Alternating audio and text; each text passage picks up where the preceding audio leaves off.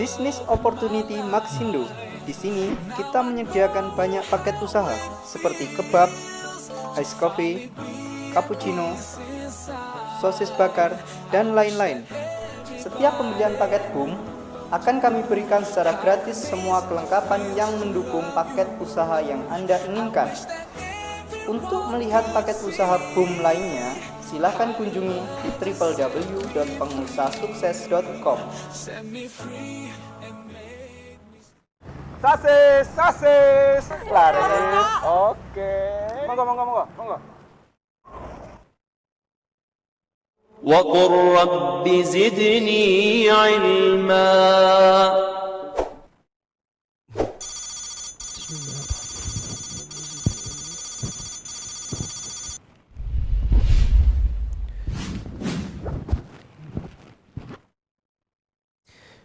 Bismillahirrahmanirrahim. Assalamualaikum warahmatullahi wabarakatuh. Innal hamdalillah nahmaduhu wa nasta'inuhu wa nastaghfiruh wa na'udzu billahi min shururi anfusina wa sayyiati a'malina. Man yahdihillahu fala mudilla lahu wa man yudlil fala hadiya lahu. Asyhadu an la ilaha illallah wa asyhadu anna Muhammadan abduhu wa rasuluh la nabiyya ba'dah. Wa ba'du ma'asyiral muslimin, para pemirsa Niaga TV rahimakumullah. Puji syukur kita panjatkan kehadirat Allah Subhanahu wa taala untuk kesekian kalinya kita dipertemukan oleh Allah Subhanahu wa taala di dalam rubrik Serambi Nabawi. Salawat beriring salam tentunya tidak lupa untuk kita sampaikan kepada baginda Rasulullah Muhammad sallallahu alaihi wasallam.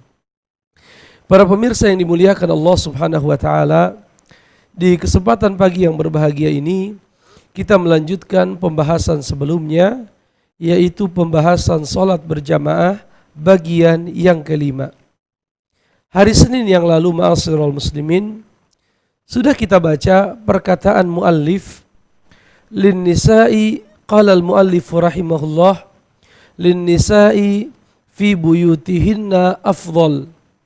Bagi wanita, salatnya mereka di rumah itu jauh lebih utama daripada mereka mendatangi masjid kemudian ikut salat berjamaah di dalamnya. Jadi wanita itu yang bagus ya di rumah. Tetapi ini tidak dipahami bahwa wanita dilarang datang ke masjid. Ya. Oleh karenanya, ma'asyiral muslimin, kalau kita baca riwayat yang sahih dari sahabat yang mulia Ibnu Umar radhiyallahu taala an, Rasulullah alaihi salatu wassalam bersabda, "La tamna'u nisa'akum al-masajid." Jangan kalian larang wanita-wanita kalian mendatangi masjid. Wa buyutuhunna khairul lahun, dan rumah mereka itu adalah lebih baik. Maknanya, jika seandainya seorang wanita membaca Al-Quran di rumahnya, melaksanakan salat 5 waktu di rumahnya, melaksanakan salat-salat sunnah di rumahnya, adalah jauh lebih baik daripada mereka mendatangi masjid dalam rangka beribadah di dalam masjid. Begitupun ma'asyiral muslimin, diriwayatkan dari sahabat yang mulia Abdullah ibnu Mas'ud radhiyallahu taala an, dari Nabi sallallahu alaihi wasallam, beliau bersabda, "Salatul mar'ati fi baitiha afdalu min salatiha fi hujratiha, wa salatuha fi makhda'iha afdalu min salatiha fi baitiha." Salatnya seorang wanita di ruang tengah. Jadi biasanya rumah itu ada ruang utama, ruang tamu. Ketika kita buka pintu, itu ada ruang tamu.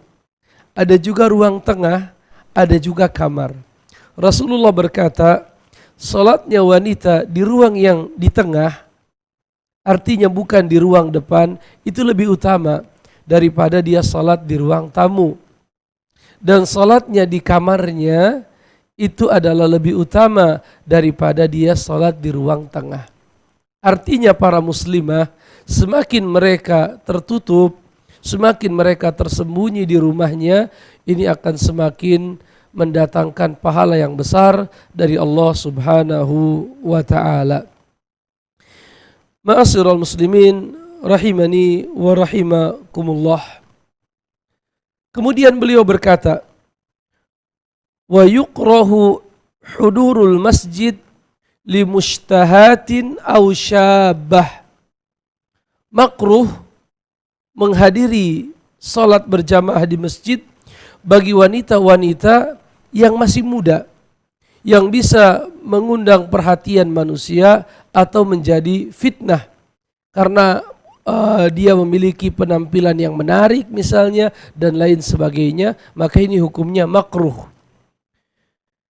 La ghairahuma inda amnil fitnah. Adapun yang lain boleh, tapi dengan syarat aman dari yang namanya fitnah.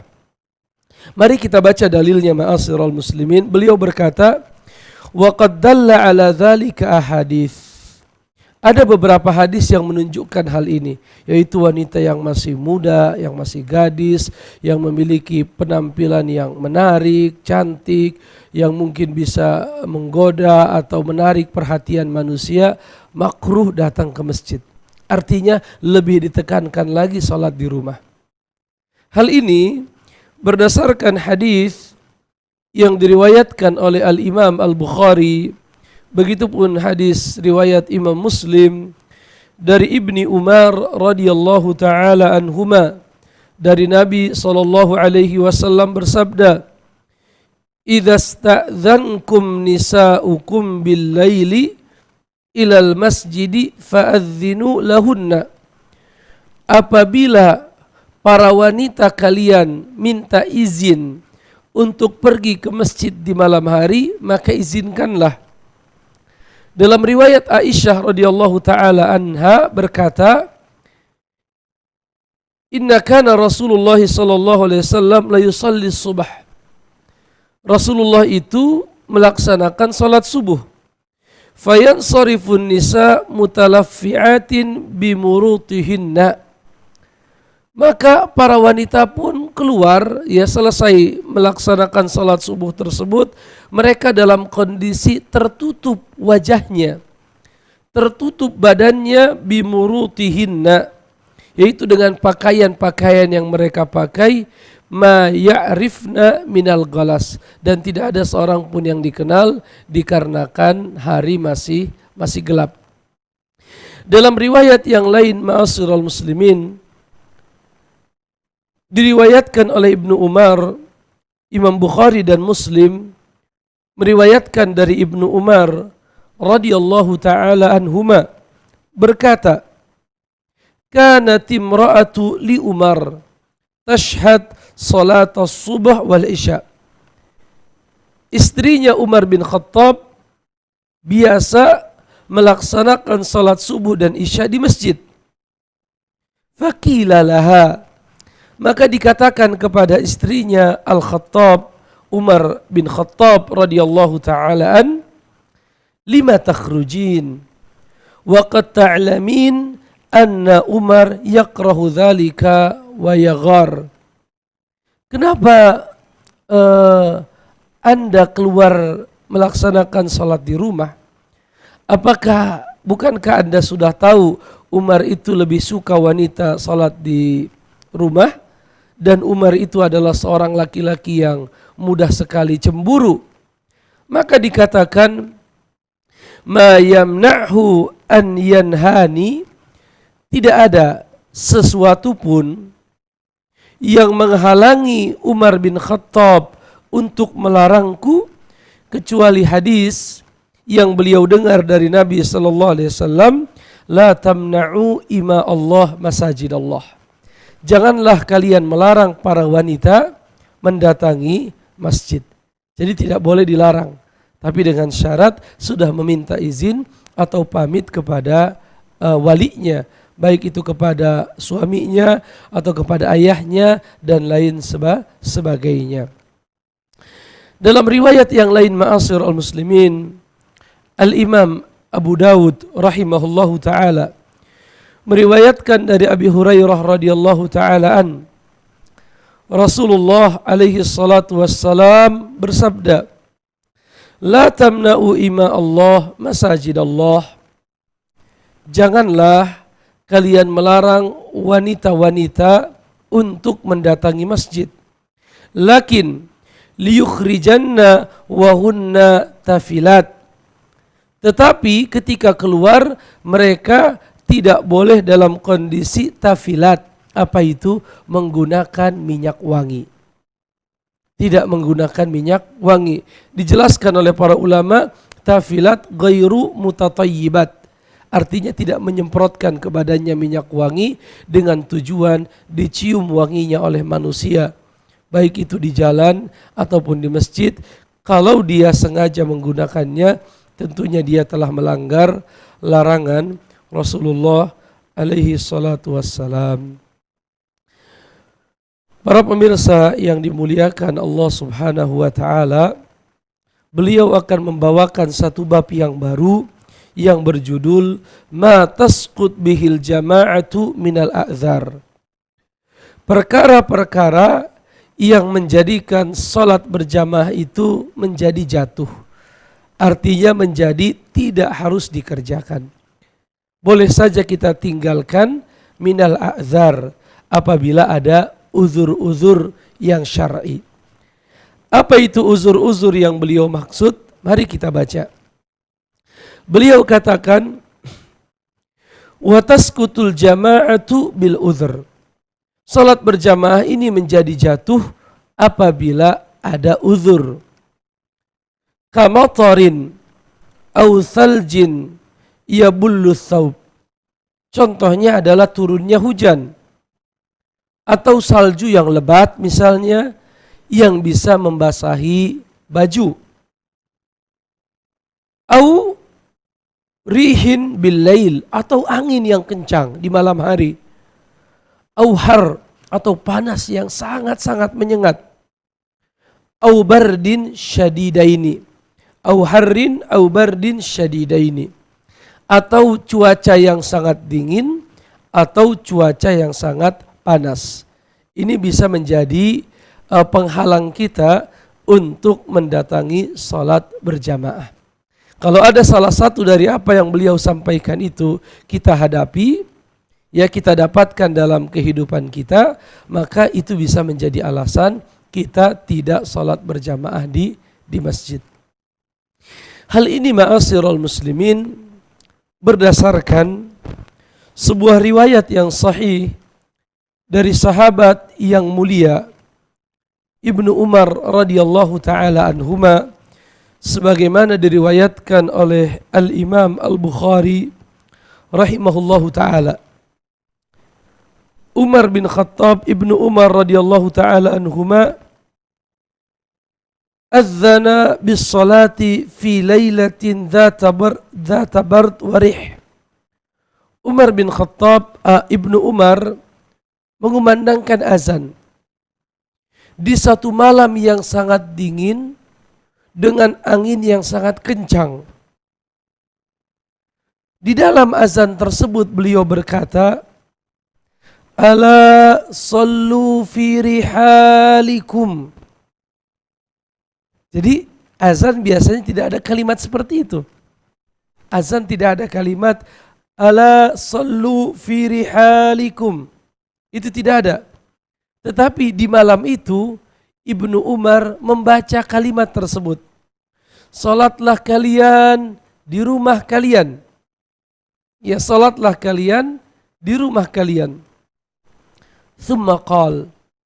Kemudian beliau berkata, Inna Rasulullah sallallahu alaihi wasallam kana ya'murul muadzin idza kanat lailatu dzata bardin wa matarin ay yaqul. Dahulu itu Nabi sallallahu alaihi wasallam memerintahkan muazzin apabila malam hari itu kondisinya hujan atau dingin yang sangat luar biasa atau angin yang sangat kencang, hendaknya muazzin itu berkata, ala sallu fi rihalikum, ala sallu fi rihalikum. Ini barangkali tidak pernah kita dapatkan ya di negeri kita. Ini termasuk ke dalam sunnah mahjurah. Yaitu sunnah-sunnah yang ditinggalkan oleh mayoritas manusia. Padahal dalam Islam, apabila cuaca sedang tidak baik, tidak bersahabat, misalnya salju yang sangat lebat, hujan yang tidak putus-putus, lalu panas atau dingin yang sangat luar biasa, maka boleh saja, atau banjir misalnya ya, atau lumpur yang sangat dalam, atau hal-hal yang lain yang seandainya kita tetap berangkat ke masjid ada masyaqqah. Apa itu masyaqqah? Ada kesulitan yang besar, maka dalam kondisi itu boleh saja kita melaksanakan salat di rumah. Bisa misalnya dengan berjamaah, dengan keluarga dan anak-anak dan lain sebagainya.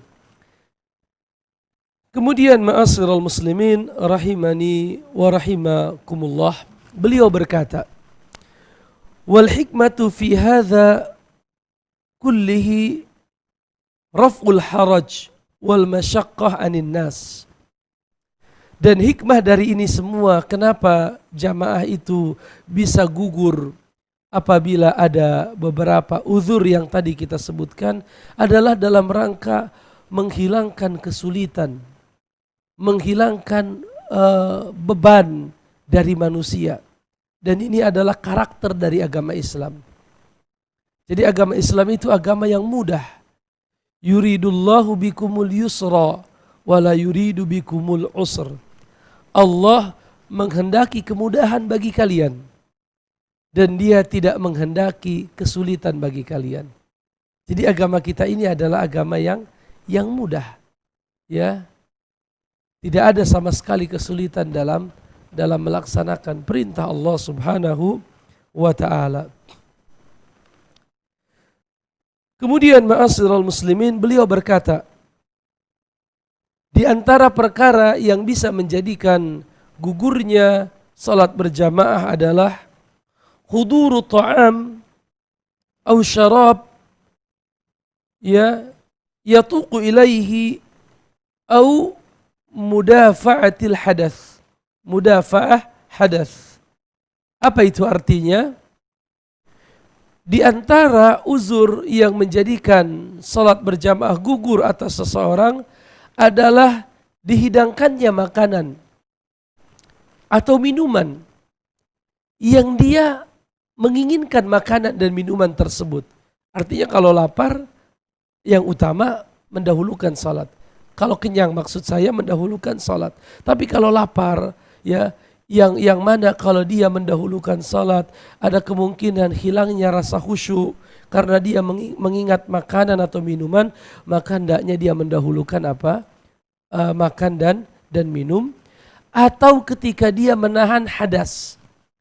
Hadas di sini adalah baik itu buang air kecil ataupun buang air besar ataupun ingin kentut misalnya, ini bisa menjadikan kita gugur melaksanakan salat berjamaah. Artinya hendaknya kita mendahulukan menunaikan hadas yang ingin kita kerjakan.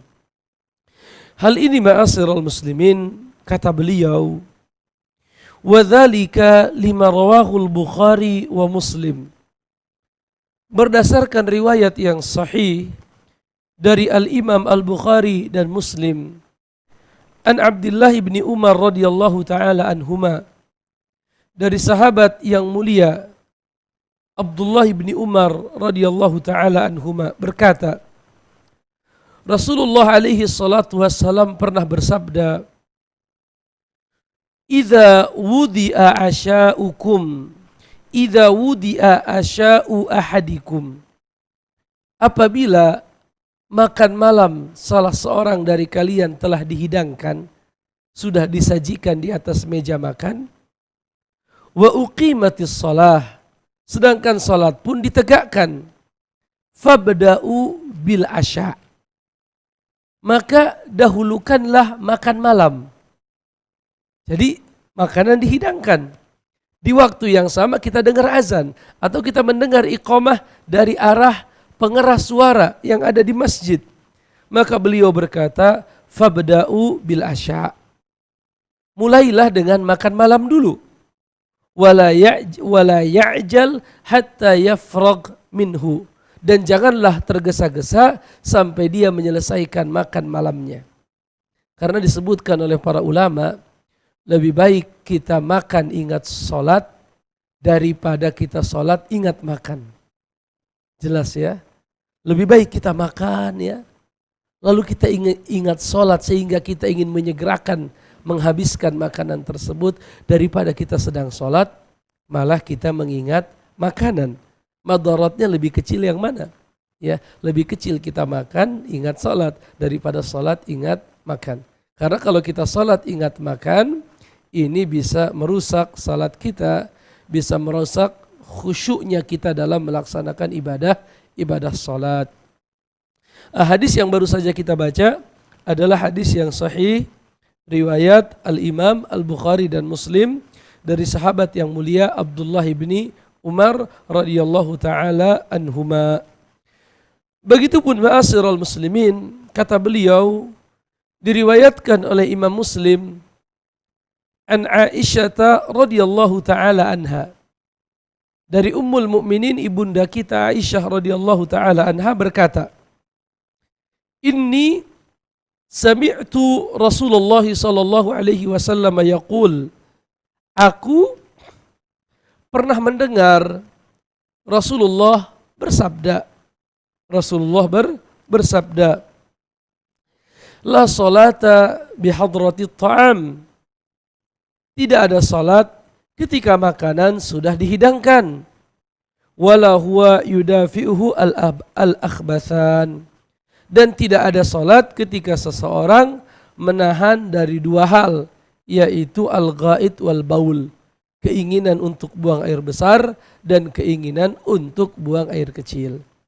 Ya, karena ini kalau kita tetap salat sedangkan kita ingin buang air besar dan buang air kecil, tentunya akan merusak salat kita, akan menghilangkan kehusyuan kita di dalam melaksanakan ibadah salat. Oleh karenanya kita harus bisa mengatur, ya, harus bisa menempatkan diri kita. Kalau memang kita sudah tidak tahan dan kalau kita tetap sholat akan hilang kehusyuan, maka kata para ulama kita harus mendahulukan buang hajat, barulah setelahnya kita sholat. Setelahnya baru kita sholat. Dan ini termasuk uzur, ya, halangan yang diizinkan oleh syariat. Hadis yang baru saja kita baca tadi riwayat Imam Muslim. Kemudian beliau berkata, wal hikmatu fi hadza anna mithla dzalik min sya'nihi an yudhhib al khusyu'. Dan hikmah dari ini semua, ya, kalau kita lihat dan perhatikan, karena bisa menghilangkan kehusyuan.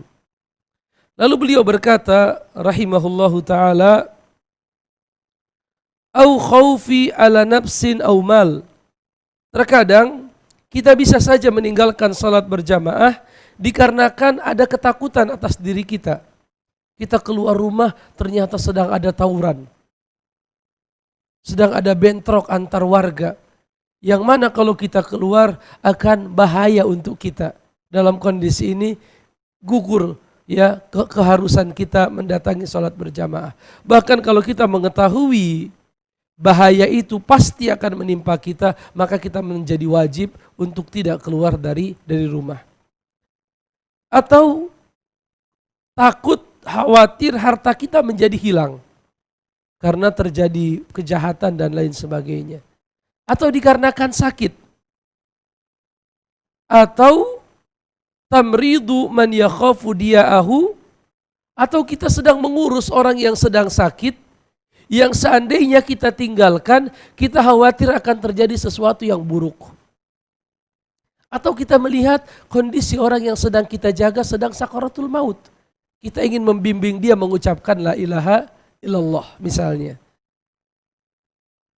Atau orang yang sakit itu tidak mau ditinggalkan oleh suaminya atau istrinya, karena dia merasa nyaman dekat dengan orang tersebut.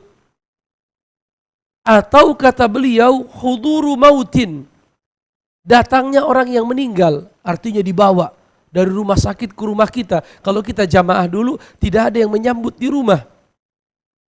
Au qaribin, atau datangnya kerabat, yang kalau kita ke masjid barangkali dia tidak tahu alamat, karena dia sedang berkomunikasi dengan kita. Atau sebab-sebab yang lain. Jadi banyak sekali sebabnya. Hal ini kata beliau,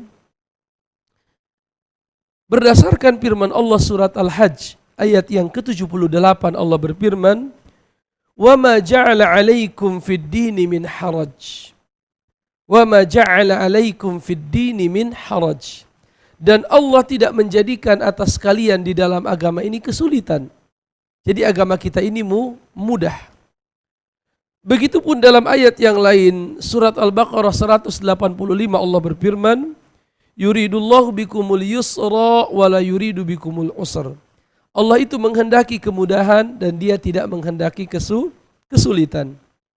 Begitupun berdasarkan riwayat Ibnu Majah rahimahullahu ta'ala, begitupun Abu Daud rahimahullahu ta'ala, dari sahabat yang mulia Ibnu Abbas radhiyallahu ta'ala anhuma berkata, Rasulullah alaihi salatu wassalam bersabda, "Man sami'al munadi falam yamna'hu minat tibaihi udhrun."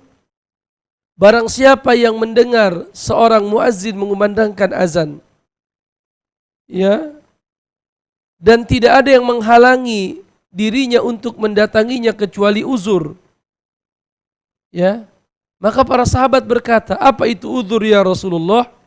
Uzur itu adalah takut dan sakit. Maka beliau pun berkata, "Lam tuqbal minhu salatul lati shalla." Tidak akan diterima salat yang dia kerjakan itu. Jadi kalau kita mendengar azan, lalu kita tidak datang ke masjid, dan tidak ada uzur. Para sahabat bertanya, apa itu uzur? Sakit dan takut. Maka apa kata Nabi? Lam tuqbal minhu sholatul lati sholat. Tidak diterima salat yang dia kerjakan. Artinya pahalanya tidak sempurna. Pahalanya tidak sempurna. Allah alam bisawab, ma'asyiral muslimin. Ini yang bisa kita bahas di kesempatan. Nanti ada sedikit lagi di kesempatan yang kedua. Jangan kemana-mana, kita kembali setelah beberapa selingan berikut ini.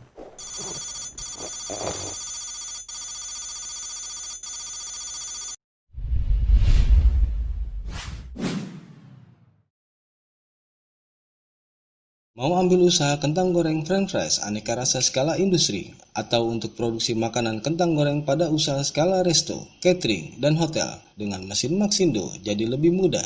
Mesin pengiris kentang otomatis tipe terbaru MKSKG 03. Material dari bahan berkualitas yang sangat kokoh, aman dan higienis. Model standing table yang dilengkapi dengan kaki penahan yang membuat pengoperasian mesin stabil. Mudah dioperasikan hanya dengan satu panel tombol. Hasil akan langsung keluar dalam hitungan detik. Konsumsi listrik lebih hemat. Kapasitas produksi 25 pieces per menit. Dilengkapi dengan 3 ukuran mata pisau, 7 mm, 11 mm, dan 14 mm yang mudah dibongkar pasang. Kinerja mesin optimal dan dapat digunakan secara kontinu. Mudah untuk dibersihkan.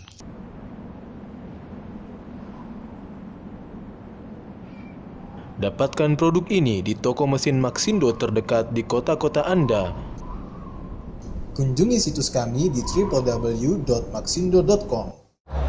Maxindo, mesinnya pengusaha sukses. Bisnis minuman populer yang prospek untuk waktu yang lama. Milkshake yang disukai oleh semua kalangan. Dengan mesin milkshake maker andalan dari Maxindo, telah dipakai oleh berbagai pengusaha sukses di bidang kafe dan resto dalam menyajikan minuman milkshake berkualitas. Tipe MKS XY01, multifungsi untuk membuat milkshake, smoothie, malt drink, dan aneka minuman blend lainnya. Didesain secara elegan dan minimalis, terbuat dari material berkualitas food grade, aman dan dapat dioperasikan siapa saja. Fleksibel untuk penggunaan usaha maupun untuk di rumah. Lebih mudah dalam pengontrolan dan memproses bahan-bahan. Konsumsi listrik lebih hemat, hasil minuman langsung jadi dalam hitungan detik. Mudah untuk perawatan dan juga dibersihkan.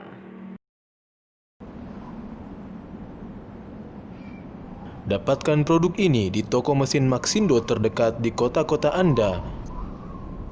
Kunjungi situs kami di www.maxindo.com. Maxindo, mesinnya pengusaha sukses.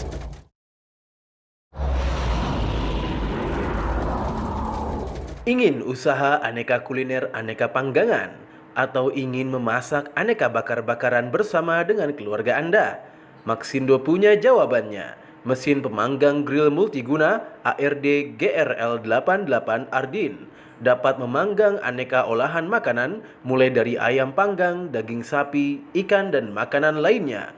Dengan fitur 4-in-1, material mesin dari bahan yang berkualitas top quality, dilengkapi dengan 4 fitur plate untuk memasak berbagai macam aneka makanan, piring panggangan untuk aneka daging, plate batu untuk memanggang, piring datar untuk membuat crepes, membuat pancake, dan menggoreng telur, serta fitur kuali kecil berhandle pengaman untuk aneka masakan lainnya. Konsumsi listrik lebih hemat, desain minimalis yang compactable, dilengkapi dengan knob kompor yang mudah digunakan, sangat mudah untuk perawatan.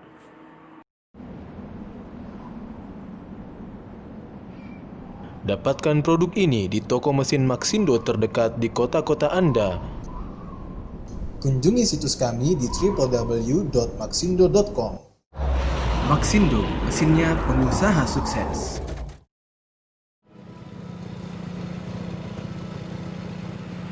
Namaku Andri. Umur 23 tahun. Kegiatan sehari-hari ya kayak gini. Bagiku, semua orang di sekitar adalah inspirasi. Bertemu para sahabat dan berbagi banyak cerita. Ya, pernah sih melamar pekerjaan, tapi nggak ada hasilnya. Hingga akhirnya... Silakan, Mas.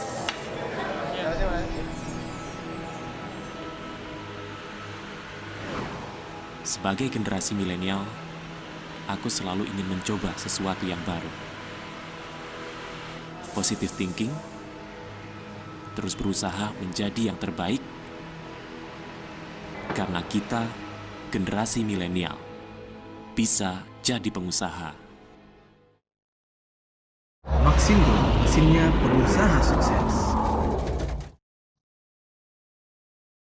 وقل رب زدني علما.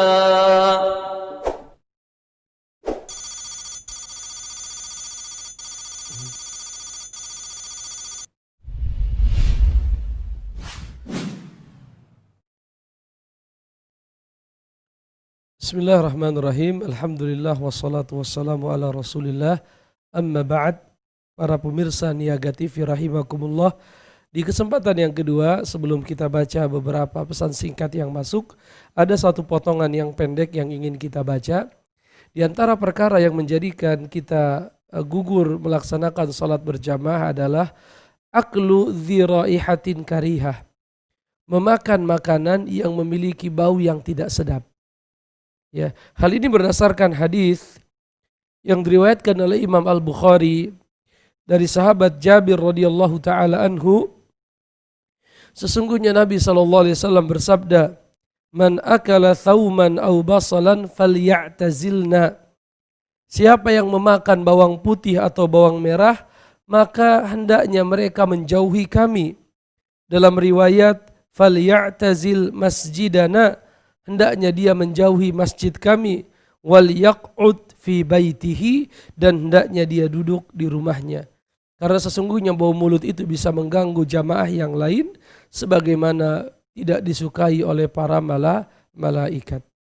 Di kesempatan yang kedua ini, ma'asyiral muslimin, kami mengundang para pemirsa Niaga TV di rumah untuk kembali berinteraksi dengan mengirimkan pertanyaan terkait dengan pembahasan kita hari ini di dua layanan yang tentunya sudah kami persiapkan, baik itu layanan pesan singkat ataupun layanan telepon di dua nomor yang keduanya telah kami cantumkan di layar kaca pemirsa di rumah.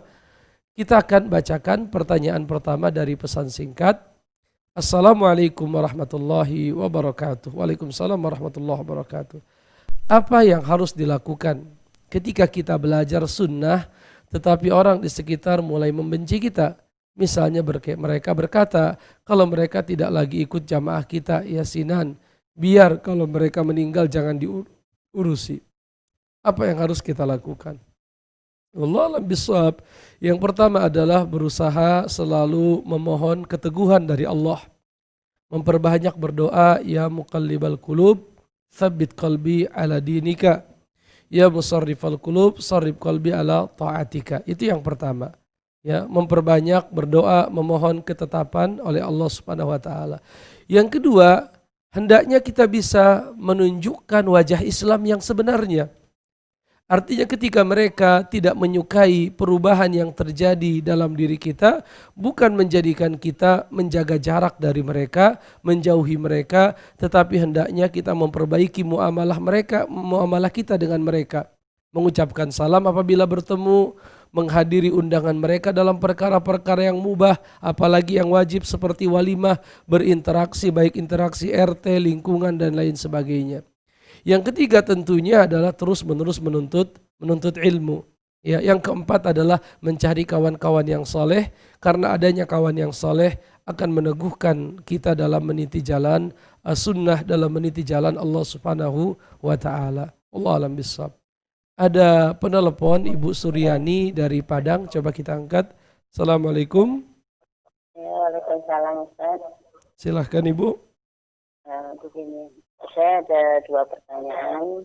Baik. Yang pertama itu saya mau nanya gimana hukumnya wanita yang memperlambatkan sholat isya. Alasannya supaya ia dalam menjelang tidur dia itu masih tetap dalam keadaan berwudu. Nah, yang kedua, saya merasa bersyukur dengan sekarang adanya TV-TV sunnah. Jadi kita bisa mengikuti atau menjalankan ibadah sesuai yang dicontohkan oleh Rasulullah. Karena selama ini sebelum ada TV sunnah itu kan kita sholat, kita kan nggak tahu dalam arti apa-apa yang dicontohkan oleh Rasulullah, ternyata kan banyak yang salah gitu. Tapi setelah dengan adanya TV sunnah dan kita tahu, alhamdulillah kita bisa merubahnya sedikit demi sedikit. Alhamdulillah. Itu yang pertanyaan saya itu, bagaimana dengan orang tua kita yang sudah meninggal, sedangkan mereka itu dulu di dalam beribadah itu ternyata banyak sekali yang bertentangan dengan sunnah-sunnah yang dicontohkan gitu. Apakah bisa diampuni atau gimana? Baik Ibu, barakallah. Atas jawabannya saya ucapkan terima kasih. Assalamualaikum warahmatullahi wabarakatuh. Waalaikumsalam warahmatullahi wabarakatuh. Ya. Wallahu a'lam bishawab. Ibu Suryani yang mudah-mudahan diberkahi Allah Subhanahu wa taala. Ibnu Mas'ud pernah bertanya kepada Nabi SAW, ayul a'mali afdal, amal apa yang paling utama? Maka beliau berkata, as-salatu ala waqtiha, salat pada waktunya. Ya, kemudian apa? Lalu beliau berkata, birrul walidain, berbakti kepada kedua orang tua. Kemudian apa? Beliau berkata, al-jihadu fi sabilillah, berjihad di jalan Allah Subhanahu wa taala. Jadi salat di awal waktu memiliki keutamaan yang besar dalam Islam karena dia adalah amal yang paling dicintai oleh Allah Subhanahu wa taala. Walaupun ada 2 waktu di mana kita boleh mengakhirkan waktu salat. Yang pertama adalah mengakhirkan waktu salat zuhur apabila cuaca sangat terik, sangat panas. Ya, Rasulullah berkata, idza ishtaddal harru fa'abridu lis-shalah. Atau kama qala Rasulullah, apabila cuaca sedang sangat panas, maka tunggulah sampai dingin. Walaupun ini barangkali tidak terjadi di negeri kita. Karena di negeri kita panasnya pun tidak terlalu ekstrim ya. Artinya tidak sepanas negeri-negeri yang ada di Afrika atau di Timur Tengah. Jadi kita tidak terlalu ekstrim. Dan begitu pun kalaupun di luar panas, kita memasuki masjid di negeri kita, itu sudah ada pendingin ruangan, baik itu berupa kipas angin atau banyak sekali masjid-masjid yang sudah memasang AC misalnya ya. Maka yang pertama ini mungkin sulit kita dapatkan atau sulit kita laksanakan di negeri kita. Tapi kalaupun seandainya satu waktu nanti terjadi cuacanya sangat panas ya, di mana kita tidak mungkin keluar, ya bisa saja kita mengakhirkan waktu sholat zuhur. Itu yang pertama. Yang kedua adalah mengakhirkan pelaksanaan sholat isya bersama imam ya ke sebelum pertengahan malam. Misalnya ke jam 10 atau ke jam 11, sebagaimana hal ini pernah terjadi pada masa Rasulullah SAW.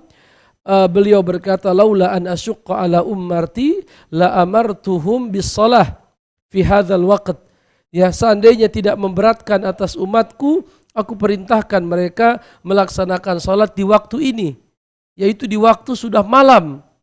Ya, sehingga para sahabat menunggunya sampai tertidur, kepala mereka terjatuh karena mengantuk. Lalu Rasul datang keluar dalam kondisi janggutnya meneteskan air dari bekas wudhu, kemudian memerintahkan untuk iqamah. Maka beliau pun melaksanakan salat. Oleh karenanya para ulama menjelaskan mengakhirkan salat itu khususnya salat isya itu bersama imam. Ya, bersama imam di masjid. Kalau imamnya datang lebih cepat, maka salat pun dikerjakan lebih cepat. Tetapi kalau imamnya datangnya terlambat, maka mengikuti datangnya imam. Ya, Rasul mengakhirkannya sampai menjelang tidak sampai melewati pertengahan malam, tapi jam-jam 10, jam-jam 11 baru beliau melaksanakan salat isya.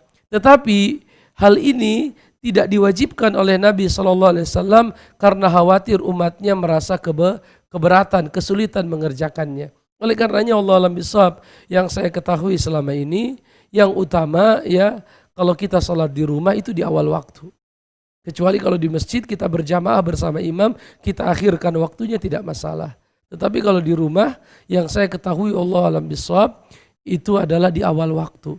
Berdasarkan keumuman sabda Nabi yang tadi kita bacakan dari Ibnu Mas'ud, bahwa Nabi berkata, afdalul a'mal as-salatu ala waktiha. Sebaik-baik amal itu adalah salat tepat pada waktunya.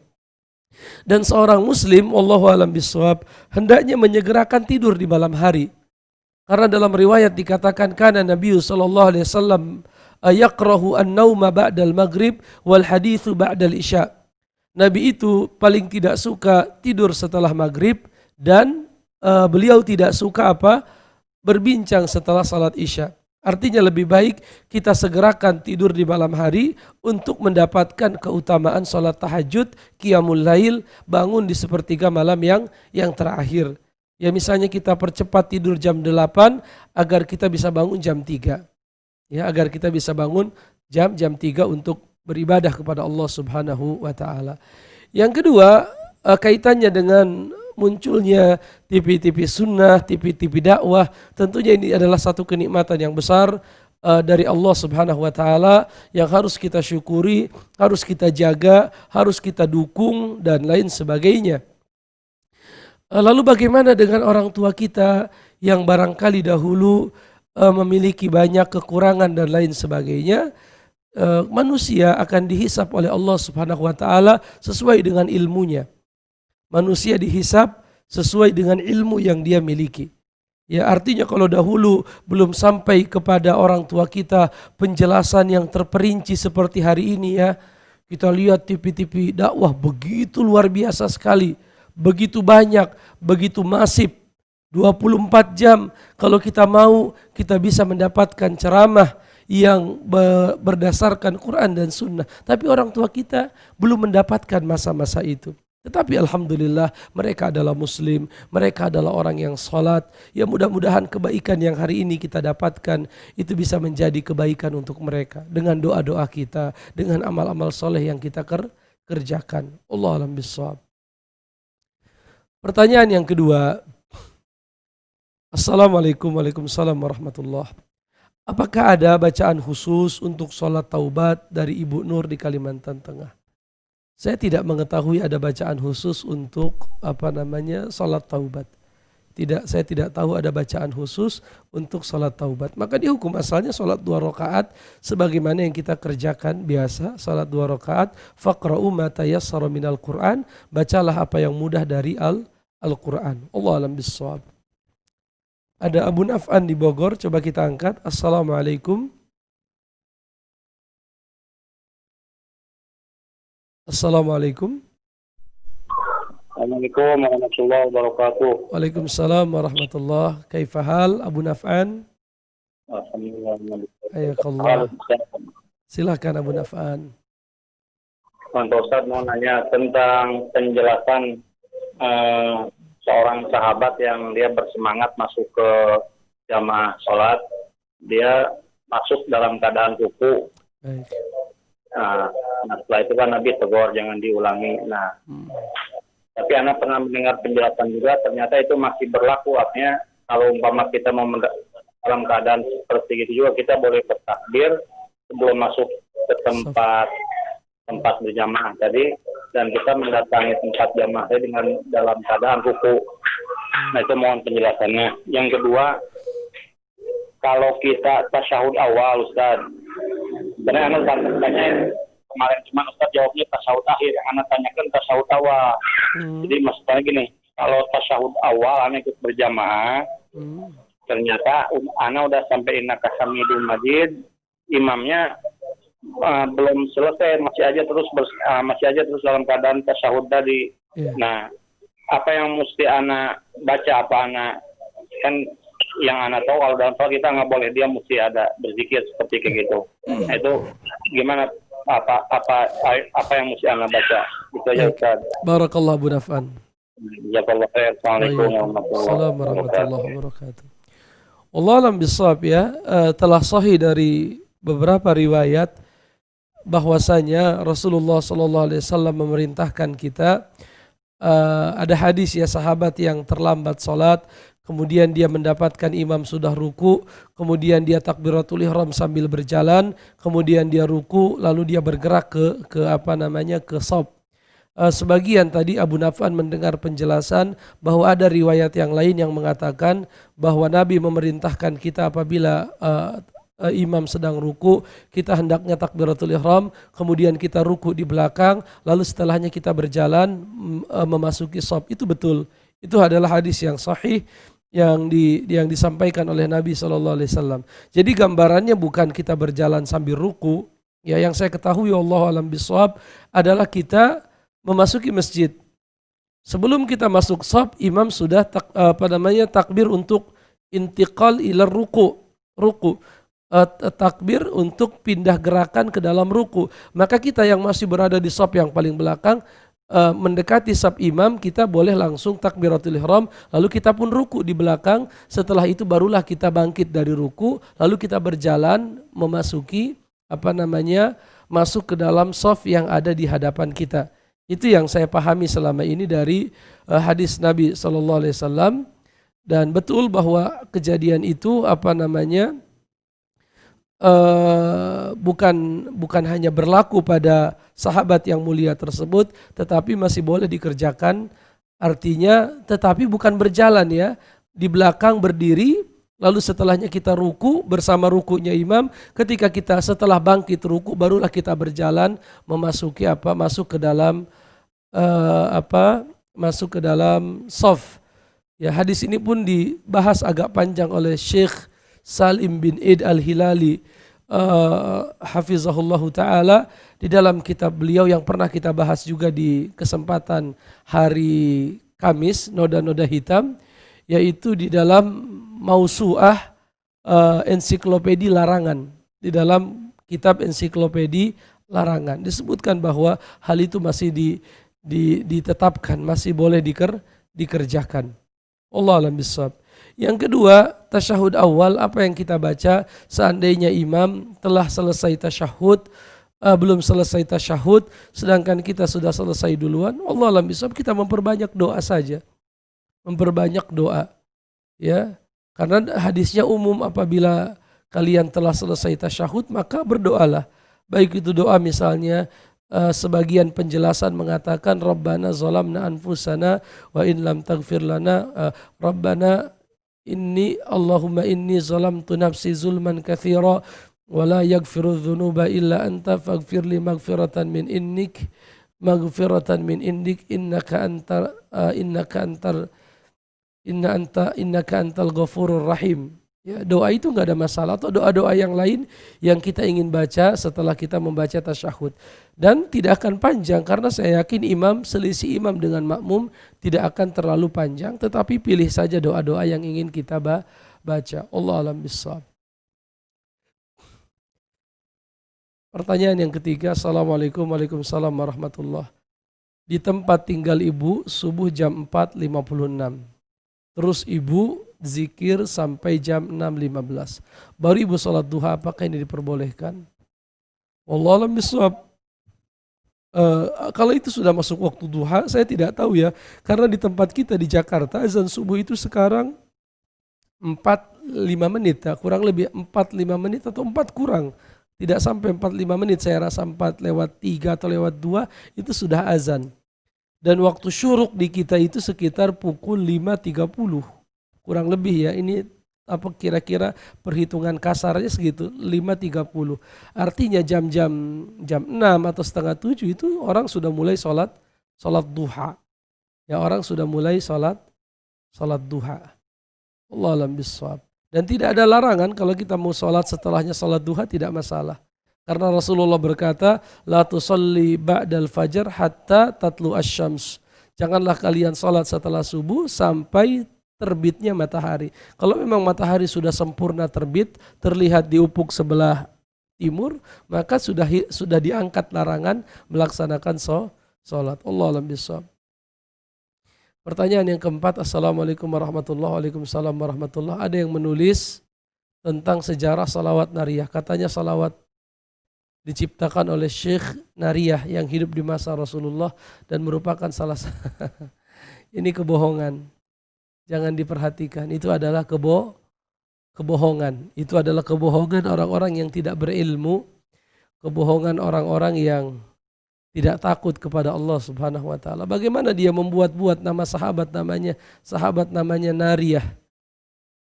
Di dalam kitab apa kita mendapatkan nama sahabat namanya sahabat Nariyah. Ya, dan salawat itu berarti sudah ada sejak zaman Nabi sallallahu alaihi wasallam. Allah alam bisawab, itu adalah kebohongan. Kecuali dia bisa mendatangkan bukti dari kitab-kitab hadis, baik itu Sahih Bukhari, Sahih Muslim, atau dari kitab Ashabus Sunan, atau dari kitab Musnad Ahmad, atau Mustadrak Hakim, atau kitab-kitab yang lain yang dipakai di dalam sebagai rujukan dalam hukum-hukum syariat, dipakai oleh para ulama. Pertanyaan yang kelima, Assalamualaikum Waalaikumsalam warahmatullahi. Kalau udah terlanjur menikah tanpa wali, tapi suami nggak mau mengulang nikah lagi, alasan suami karena banyak orang yang menikah tanpa wali, apa yang harus saya lakukan sebagai seorang istri? Wallahu a'lam bishawab. Ya, yang berlaku di negara kita adalah pendapat jumhurul ulama yang mengatakan bahwasanya Nabi SAW bersabda, la nikaha illa bil wali wa syahidai adlin. Tidak ada nikah, tidak sah nikah tanpa adanya wali dan 2 orang saksi yang adil. Maka lebih baik ibu datang ke KUA biar nanti kantor urusan agama yang menyelesaikannya. Di antara para ulama yang membolehkan nikah tanpa wali hanyalah pendapat Imam Abu Hanifah. Dan itu pendapat yang walaupun dalil beliau banyak sekali kuat, kita mengikuti jumhurul ulama dan menghormati apa yang berlaku di negeri kita, yaitu pendapat jumhur ulama yang mengatakan tidak sah pernikahan tanpa adanya wali, kecuali dalam kasus-kasus tertentu yang ini yang menghukuminya para ulama. Oleh karenanya saya berpendapat hendaknya datang ke kantor urusan agama, nanti akan dibimbing di sana, diarahkan untuk yang terbaik insya Allah. Ya, tapi secara teori ya begitu. Jumhurul ulama, mayoritas para ulama mengatakan tidak sah pernikahan tanpa wali. Bukan berarti saya memvonis bahwa pernikahannya misalnya zina atau yang lain, tidak. Saya tidak sampai di situ karena nanti ada pembahasan syubhatun nikah, barangkali dia tidak tahu atau barangkali dia mengambil pendapat yang itu bukan, itu rincian yang mungkin tidak kita paham kenapa kok sejarahnya bisa nikah tanpa wali misalnya kan.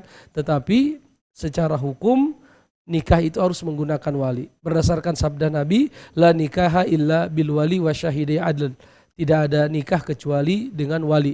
Kalau tidak mau ya bisa sampai kepada derajat nauzubillah tidak sah pernikahannya. Tidak sah pernikahannya. Allah alam bisawab. Pertanyaan yang keenam dan ini pertanyaan terakhir. Assalamualaikum Waalaikumsalam warahmatullahi. Mau bertanya, yang dimaksud pemburu duit itu yang bagaimana?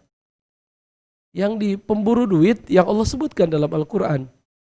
Wailul likulli humazatil lumazah.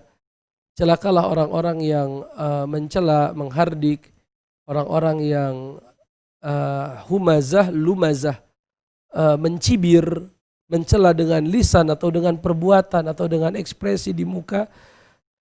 Kenapa mereka menjadi keras hatinya, suka mencela manusia? Alladzi jama'a mala wa addadah. Yaitu orang-orang yang mengumpulkan harta, motivasi hidupnya mengumpulkan mengumpulkan harta wa addadah dan menghitung-hitungnya. Yahsabu anna malahu akhlada. Dia menyangka dengan hartanya dia kekal. Maka dia tinggalkan ibadah, dia tinggalkan segalanya, dia pusatkan tenaga dia untuk mencari harta. Kalla la yumbadzanna fil hutamah. Tidak, dia tidak akan kekal. Dia akan dimasukkan ke dalam hutamah. Ya, narullahil muqadah. Di akhir ayat Allah berfirman, itulah neraka yang yang menyala-nyala. Di ayat yang lain Allah berfirman, alhaakumut takatsur. Alhaakumut takatsur. Memperbanyak harta telah melalaikan kalian. Hatta zurtumul maqabir. Saking asiknya mengumpulkan harta tidak terasa, tahu-tahu umur sudah sepuh masuk kubur. Ya, kalla saufa ta'lamun. Jangan seperti itu, nanti kalian tahu akibatnya. Ya. Mencari harta selama itu tidak melalaikan tidak masalah. Allah berfirman dalam Al-Quran, ya ayyuhalladzina amanu la tulhikum amwalukum wala auladukum an dzikrillah. Wahai orang-orang yang beriman, janganlah sekali-kali harta dan anak-anak kalian memalingkan kalian dari mengingat Allah, dari melaksanakan salat, beribadah. Wa may yaf'al dzalika faulaika humul khasirun. Siapa yang melakukan hal itu, maka dia orang yang merugi. Wa anfiqu mimma razaqnakum min qabli ay ya'tiya ahadakumul maut. Dan infakkanlah apa yang kami berikan kepada kalian sebelum datang kepada kalian kematian. Fayaqulu rabbi laula akhartani ila ajalin qarib. Maka kalau sudah datang kematian akan menyesal dan akan meminta kepada Allah, ya Allah, akhirkan umurku, akhirkan kematianku, ya. Fa asaddaqu aku minas salihin, agar aku bisa sempat bersedekah dan aku termasuk orang-orang soleh. Tapi kalimat itu kalimat yang sia-sia, yang tidak akan didengar oleh Allah Subhanahu wa taala. Ini yang bisa kita sampaikan di kesempatan pagi yang berbahagia ini. Kita cukupkan dengan kifaratul majlis. Subhanakallahumma bihamdika asyhadu an la ilaha illa anta astaghfiruka wa atubu ilaik. Assalamualaikum warahmatullahi wabarakatuh.